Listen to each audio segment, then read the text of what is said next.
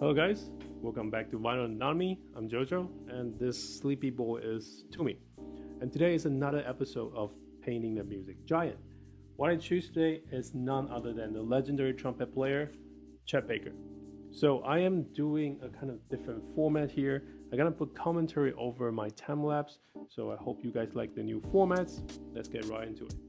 So now here you can see the new format. I'm on the bottom left, and on top you can see the original photo, and on the right you can see the painting I'm doing.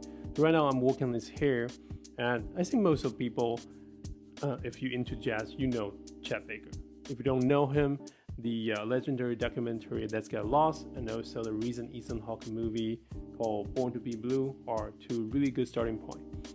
And Chet Baker, born in 1929 and passed away in 1988. This photo should be taken during the 1950s, 60-ish, where he is in his 30s, that his face still have nice charisma and still kind of like that white knight, like shiny, charming look, and his younger age. And right now you can see a different angle where I'm painting his facial feature. So in here I try to restrain myself a bit more. Don't put too much brushstroke on his face to retain that clean and kind of brightness where he should have right now.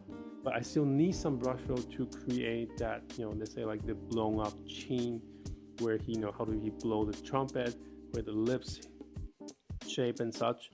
So that's a fun part when you're painting all this kind of portrait, that try to use a minimum brushstroke to recreate that facial feature.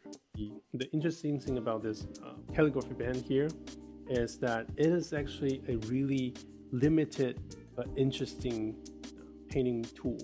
So it is a soft brush, but it doesn't have the different gradient, like normal traditional calligraphy brush that you can mix water and different amount of ink to create different gradient. So what I have here is only my brushstroke. And right now is a good example. You can see when I'm painting the trumpet, I need to keep my hands like really steady and fast, kind of swoosh through to keep the brushstroke steady and thin, because you want to make a brass instrument look like brass, have that tough metal look and have that shiny reflections. But on his hands and his facial, my brush will look more soft because they have more curvy, slower, and kind of have like start and end, kind of like writing, to create like more organic looking painting there. So right now you can see I'm working on his hands and the other part of the trumpet. The interesting thing or the annoying thing about painting this old photo is a lot of time in the shadow part, like we don't have much detail about it. So when I'm painting things like this, I need to look into how a trumpet is kind of composed and how its structure is.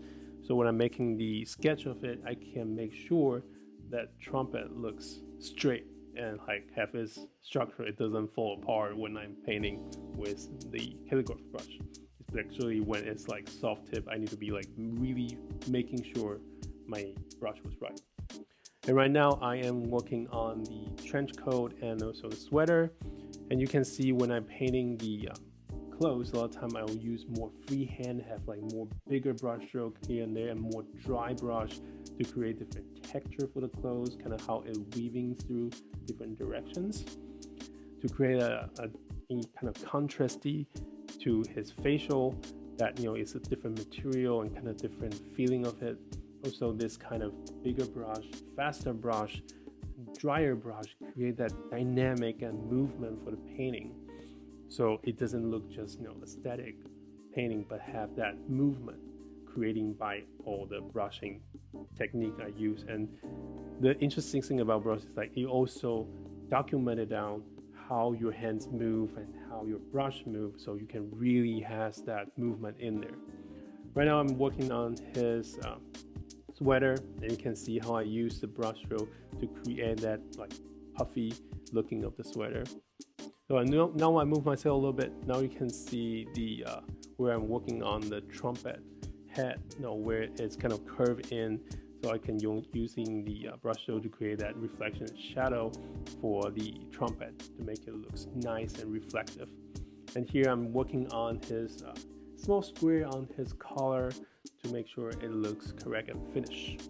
Now I'm starting to go in on the background. A lot of time I like to use this kind of like black background to create that huge contrasty to the white, ish face. But also here you kind of foreshadowing how Chet Baker became in his later year. And I'm also gonna do another painting of him in his later year. So if you don't want to miss it, make sure to subscribe and like the channel. And also this kind of like contrasty background will create kind of like vibing and create that like kind of environment for your character to have kind of background footing. So now here is the final digitalized look, and you can see the background nice contrast to the main painting. And here's a detailed look of the clothes and the whole look of the full painting. As always, the digitalized print will be available in the Etsy shop, so make sure to check it out in the description. And also don't forget to like, subscribe to the channel, and we'll see you next time. Peace. Bye bye.